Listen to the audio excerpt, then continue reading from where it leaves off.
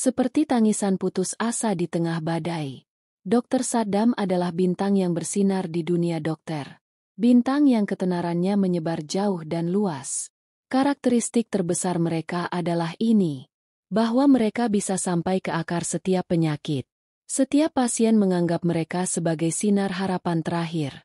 Suatu malam ketika klinik hendak tutup, seseorang mengetuk pintu dengan keras. Saddam membuka pintu. Jadi ada orang aneh berdiri di depan. Wajahnya kuning, matanya penuh ketakutan, dan bibirnya gemetar memohon. "Dokter, Tuan, selamatkan aku." Suaranya terdengar seperti di tengah badai. Tangisan yang pecah. Dokter memanggilnya masuk. Segelas air disajikan dan ditanya dengan lembut apa yang terjadi. "Mengapa saya begitu kesal dengan perkataan orang tersebut?" Mendengar ini, Dr. Saddam kehilangan akal sehatnya. "Dokter, saya hamil." Mata Saddam terbelalak karena terkejut. "Kamu gila? Apakah kamu waras?"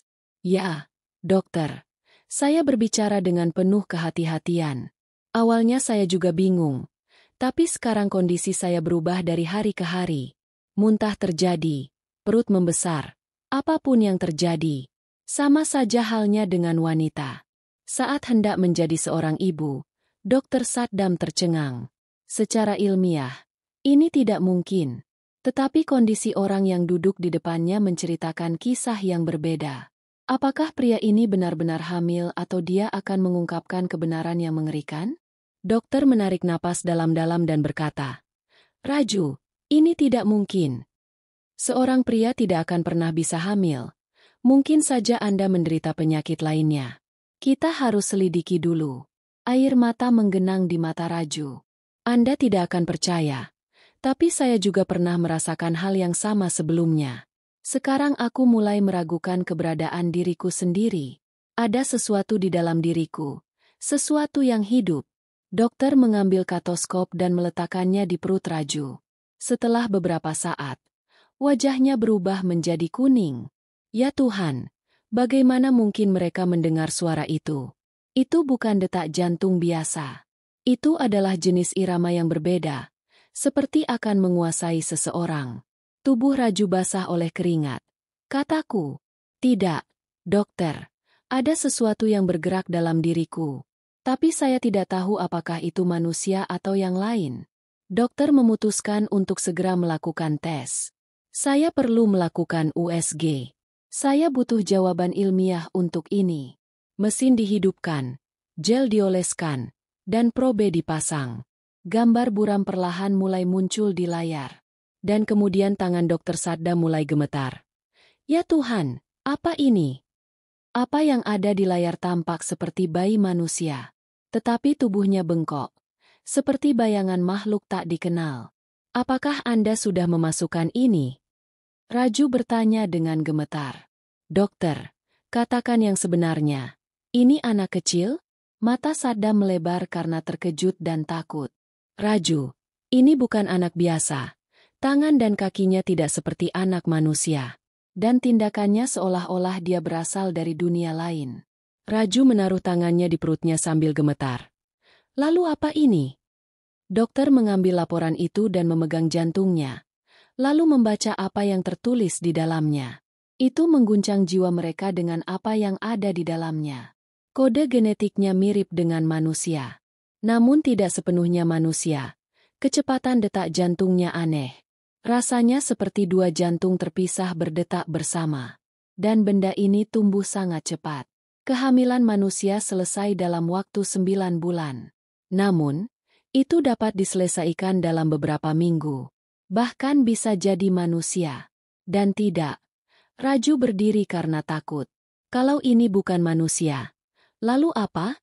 Suara gemetar Raju bergema di ruangan itu. Dr. Saddam terdiam. Mereka tidak punya jawaban untuk pertanyaan itu. Apa yang terjadi sungguh di luar kaidah ilmu kedokteran. Tetapi sebelum mereka sempat berpikir apapun, seseorang mengetuk pintu di luar klinik. Terdengar suara ketukan. Tok tok tok. Jam 11 malam. Saat itu sudah lewat pukul 10. Dan belum ada satu pasien pun yang datang selarut ini. Saddam dan Raju keduanya terengah-engah. Sang dokter mengumpulkan keberaniannya, membuka pintu dan melihat seorang wanita berdiri di luar. Terbungkus burka hitam dari kepala sampai kaki. Napasnya cepat, dan suaranya bergetar. "Dokter, apa yang terjadi pada Raju?" Saya tahu pasti bahwa dokter dan Raju sama-sama dalam keadaan sangat terkejut. Dokter bertanya siapa Anda. Wanita itu dengan lembut melepaskan cadarnya. Matanya merah seolah-olah dia tidak tidur selama beberapa malam. "Namaku Nazma," katanya dengan suara rendah. "Dan apa yang terjadi dengan Raju? Itu bukan penyakit. Itu balas dendam." Jiwa Raju bergetar. Nazma masuk dan memegang kursi dengan tangan gemetar. Dia menarik napas dalam-dalam. "Semuanya dimulai malam itu. Saat Anda melangkah ke suatu tempat, Anda seharusnya tidak pernah pergi ke sana." Wajah Raju memucat. "Tempat manakah yang merupakan tempat beruntung itu?" Mendengar nama Kothi, rambut sang dokter dan Raju berdiri tegak. Dokter itu mengulanginya lagi dengan heran. "Rumah keberuntungan. Saya belum pernah mendengar nama itu sebelumnya." Ketakutan tampak di mata Nazma. Dia menunduk dan berkata, "Dokter, itu bukan rumah besar biasa. Dulu, ada seorang wanita yang tinggal di sana. Razia Begum sangat cantik, tetapi sayangnya dia tidak pernah diberkati. Mereka mengatakan dia berdoa kepada Tuhan dengan cara yang tidak seharusnya dilakukan." "Doa macam apa?" Raju bertanya dengan suara panik. Dia tidak berdoa untuk anak-anak. Dia telah meminta agar dia menjadi seorang ibu. Apapun yang terjadi, maka sekalipun hukum alam semesta dilanggar. Bagi Dokter Saddam, semua ini tampak seperti dongeng.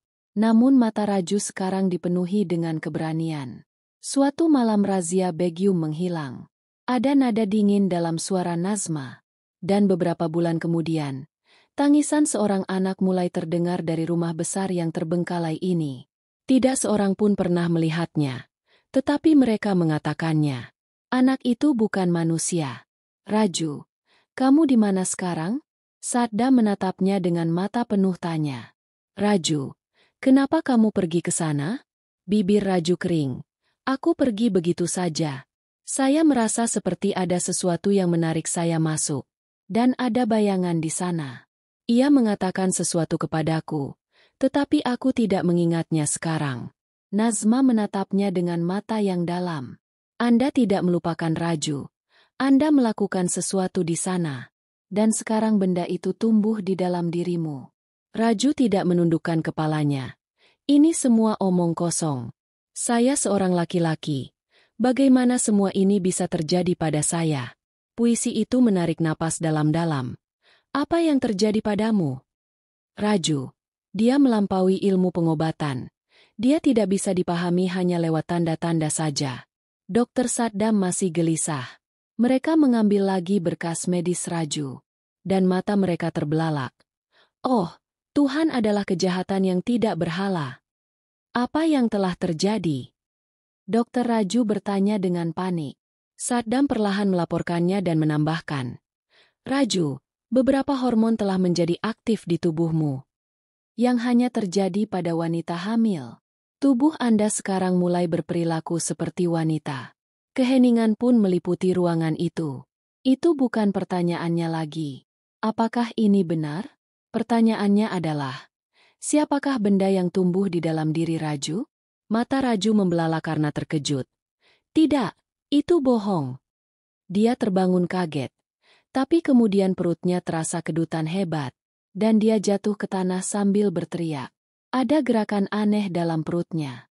Seolah-olah ada sesuatu yang bergerak di dalam. Hidup. Dan dokter itu terbangun dan puisi itu berteriak. "Ini dia." Apa yang terjadi pada Raju? Sekarang dia sudah mengambil bentuk penuh. Dokter Saddam segera mengangkatnya dan membaringkannya di tempat tidur. Ada garis-garis keringat di dahinya. "Kita harus melakukan sesuatu." "Apalagi, Dokter Raju?" berteriak kesakitan. Dokter itu terdiam. Bibirnya terkunci. Hal ini sekarang jauh melampaui ilmu kedokteran. Apakah itu pengaruh ilahi atau hukuman dari mata jahat? Tetapi satu hal yang pasti. Apapun yang terjadi dalam diri Raju kini sudah sangat dekat dengan akhirnya. Raju mengerang. Perutnya bergetar seolah-olah karena gerakan bayangan yang tidak dikenal. Dokter memasukkan stetoskop, tetapi suara yang didengarnya mengguncang jiwanya. Ya Tuhan! Dia merasakan suara gemerisik dan kecepatan detak jantung yang tidak seperti manusia. Raju menatap Nazm dengan mata gemetar. Anda dulu mengatakan saya melakukan sesuatu. Tapi apa yang sebenarnya saya lakukan? Ada pandangan aneh di mataku saat menulis puisi itu. Anda telah melewati persimpangan ketakutan dan kesedihan. Sesuatu yang dilarang untuk disentuh. Ingatan Raju mulai memudar ke masa lalu. 4 bulan yang lalu, saat dia mabuk. Dia dan kedua temannya, rumah tua itu, ruangan kosong itu, dan ayunan kayu yang tergeletak di tengah ruangan. Napas Raju menjadi cepat. Saya baru saja mendorong ayunan. Air mata mengalir dari mata Nazma. Tepat di ayunan tempat Razia Begum menghembuskan nafas terakhirnya. Di sanalah ia meninggalkan mimpinya yang belum terpenuhi. Dokter Saddam berkata dengan gemetar, "Maksudmu apa yang diinginkan Razia Begum?" Dia sekarang tidur di tempat tidur Raju. Nazma mengangguk perlahan. Kemeja Raju basah oleh keringat. Sesuatu mulai bergejolak dalam perutnya. Seperti ada sesuatu yang mencoba keluar. "Dokter, tolong aku. Makhluk ini akan memakanku." Dokter ingin memberikan suntikan cepat. Tetapi Raju, yang kelelahan, mendengar seseorang mengetuk pintu dari perutnya. Teriakan Raju bergema di seluruh klinik, membuat rambut dokter dan Nazma berdiri. Ya Tuhan, apa ini? Suntikan itu jatuh dari tangan Saddam. Raju menggeliat di tempat tidur. Matanya merah. Kulit di perutnya mulai meregang. Seolah ada jiwa atau bayangan di dalam yang ingin keluar. "Tolong aku, dokter. Aku sekarat." Ada lebih dari sekedar rasa sakit dalam suaranya. Sebaliknya, ada ketakutan yang dapat membunuh seseorang saat ia masih hidup. Nazma mencengkeram Dupata dengan tangan gemetar. Dan mulai membaca firman. "Kita harus menghentikannya atau benda itu akan keluar." Dokter Saddam sudah kehilangan akal sehatnya. Tapi bagaimana ini bukan kasus medis? Ini kasus yang berbeda. Tok tok tok tok. Kali ini suaranya makin keras. Mata Raju berputar ke belakang seolah-olah ada sesuatu yang hidup yang hendak menerobos dinding dan keluar. Tubuhnya mulai menegang. Kata dokter ada sesuatu yang bergerak di dalam. Dokter pun panik dan menyalakan mesin USG. Apa yang muncul di layar membuat semangat semua orang mendingin. Sebuah tangan kecil namun menakutkan bergerak menuju layar dari dalam perut Raju. Nazma mulai melantunkan dengan suara gemetar. "A'udzubillah min syaitan al-rajim." Air mata mulai mengalir dari mata Raju. "Dokter, ini akan merenggut nyawaku." Mereka membawanya keluar. Tapi kini bahkan para dokter pun tak berdaya. Pertempuran ini kini berada di luar pemahaman manusia. Dan kemudian darah mulai menetes dari hidung Raju. Tetesan merah mulai mengalir dari telinganya juga. Dinding klinik masih bergema karena bunyi dentuman itu. Suara puisi itu bergetar. Unta itu berkata sambil gemetar. "Sekarang sudah terlambat. Siapapun yang ada di dalam akan segera keluar sekarang." Dokter Saddam dengan bersemangat mencoba memikirkan sesuatu.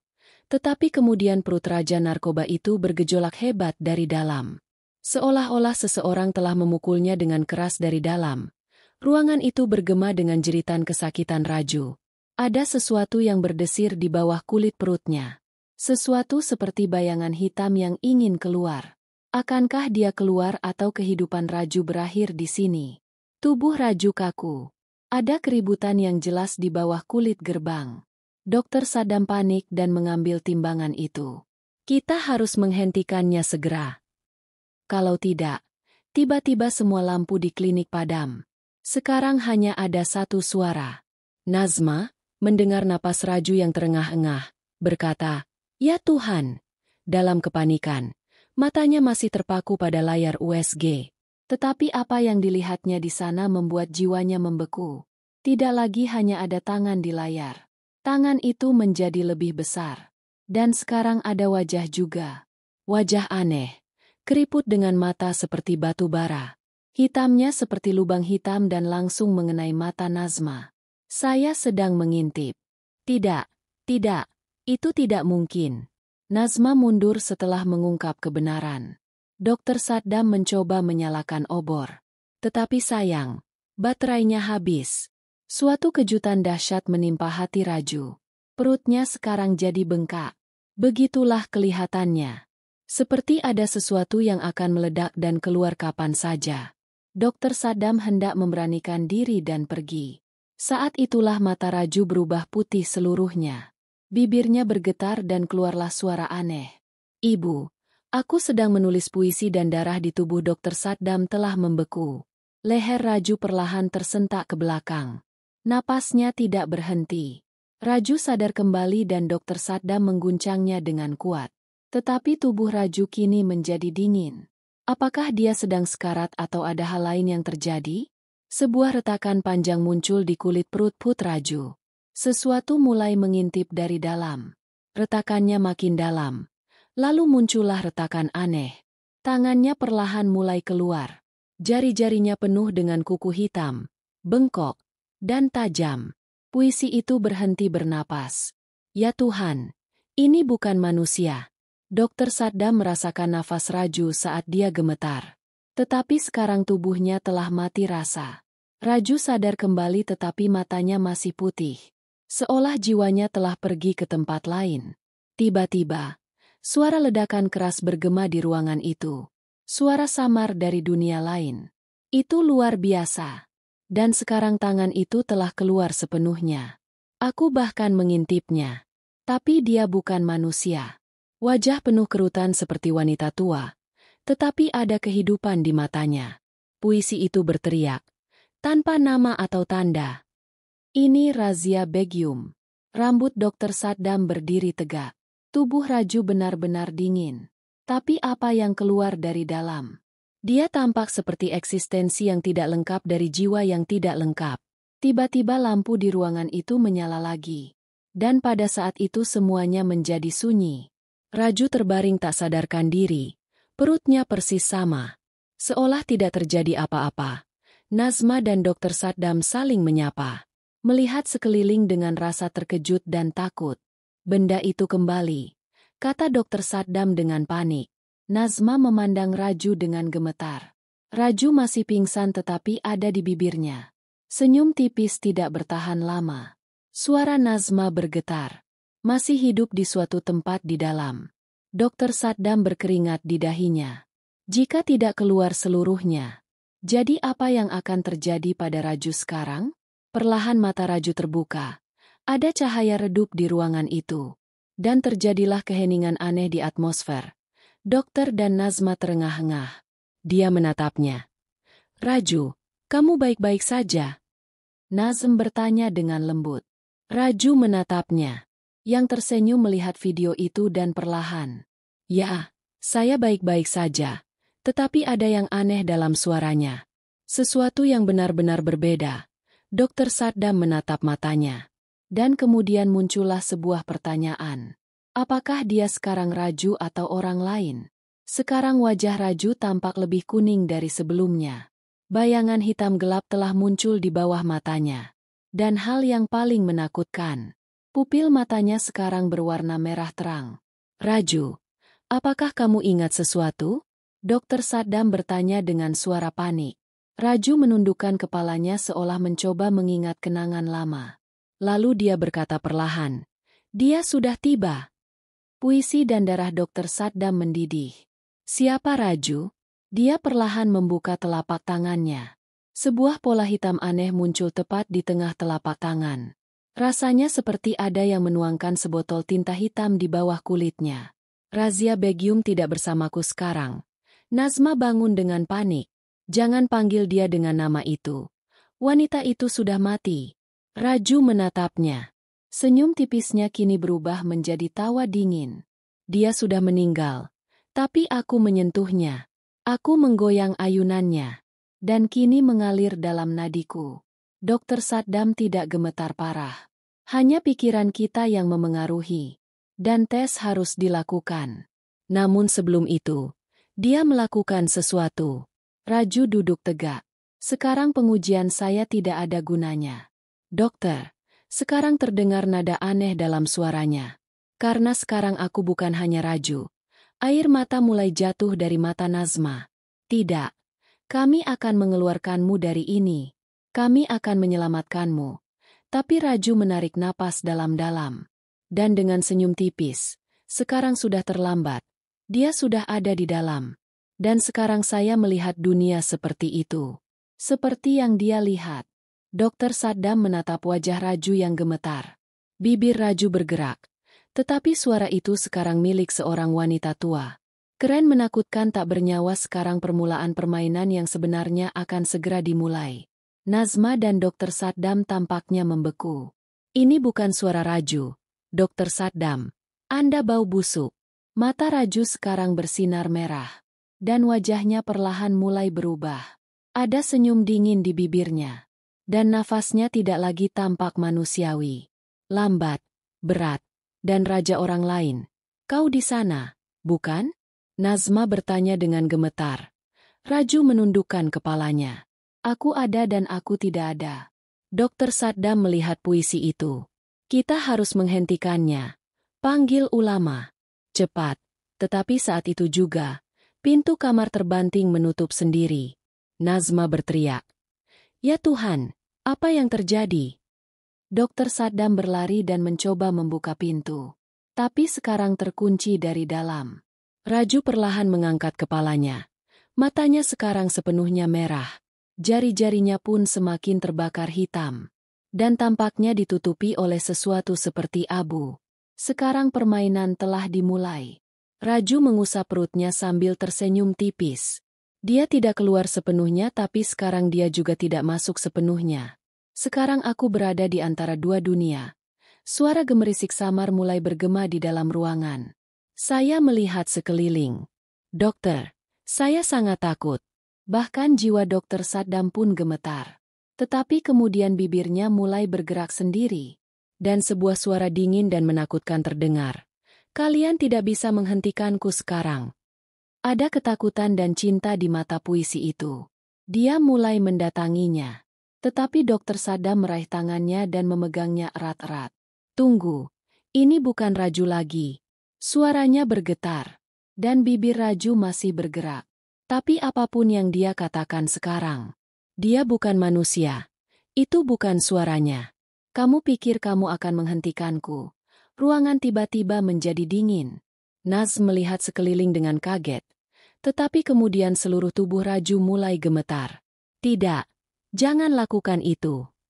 Sekarang dua suara keluar dari mulutnya sekaligus. Yang satu milik Raju dan yang satu lagi milik seorang wanita tua. Kata Dokter Saddam dengan gemetar. Dengan nama Allah, izinkan saya membacakan puisi surah Yasin. Puisinya langsung menangis. Di mana nama Allah? Dan begitu dia mulai membaca. Raju berteriak keras dan tubuhnya terjatuh ke tanah. Dan benjolan di telapak tangannya mulai berdenyut hebat.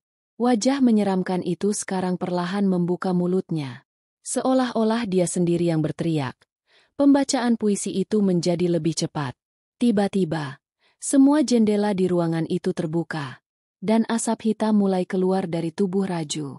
Dokter Saddam dan Nazma menyaksikan adegan ini sambil berlinang air mata. Jeritan Raju perlahan mulai melemah. Dia tergeletak di lantai, menggeliat. Lalu tiba-tiba semuanya menjadi sunyi. Terjadi keheningan yang mendalam di ruangan itu. Dokter Saddam memandangnya dan melihat bahwa dia telah pergi. Air mata mengalir dari mata Nazm. Dia gemetar dan tidak bergerak. Raju, bangun. Tapi mata Raju tertutup. Tubuhnya sudah dingin. Kami terlambat. Suara Dokter Saddam bergetar. Lalu bibir Raju terbuka. Nafas Nazma dan Saddam terhenti. Mata Raju perlahan terbuka. Tapi warnanya masih merah menyala. Terjadi keheningan mendalam di ruangan itu. Apakah dia masih Raju? Atau apakah dia telah menjadi sesuatu yang lain sekarang? Nazma gemetar. Dia memegang tangannya. Raju, bisakah kamu mendengar kami? Raju menggerakkan jari-jarinya perlahan-lahan. Lalu terdengar suara lembut namun berat. Najma Dokter Saddam menghela napas lega. Alhamdulillah sekarang sudah terlihat baik-baik saja. Tapi kemudian Raju tersenyum lebar. John tersenyum tapi aku bukan Raju. Darah Nazm dan Dr. Saddam tidak membeku. Ini tidak benar. Nazma berteriak. Raju merentangkan jarinya. Telapak tangannya sekarang sepenuhnya hitam. Dan kukunya menjadi panjang dan tajam.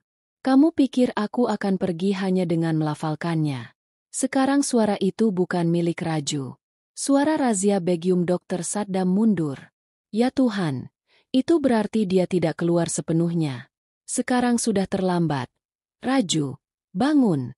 Dan perlahan, saat ia mulai melangkah maju, Nazma melangkah mundur, tetapi air mata mengalir dari matanya. Tidak, kau rajaku. Aku tidak akan membiarkanmu pergi. Raju menatapnya. Untuk sesaat, kelembutan yang tadinya ada kembali di matanya. Jangan lari sebelum aku menyakitimu. Dr. Saddam segera berlari menuju pintu. Dan menarik Nazma keluar ruangan. Pintu dibanting menutup. Hanya suara tawa keras dan menakutkan yang terdengar dari dalam. Dan kemudian Sanata Nazmo dan Dr. Saddam berdiri di luar. Dia pergi. Bernapas cepat dan jantungnya berdebar kencang. Suara Dr. Saddam bergetar. Nazma menggeleng. Aku tidak tahu. Tetapi satu hal yang pasti. Apapun itu. Sekarang dia bukan lagi hanya Raju dan sekarang awal yang baru. Teman-teman, cerita ini tidak berhenti di situ. Seri ini masih berlanjut. Jika Anda menyukai video ini, silakan suka dan bagikan. Dan jangan lupa berlangganan saluran kami.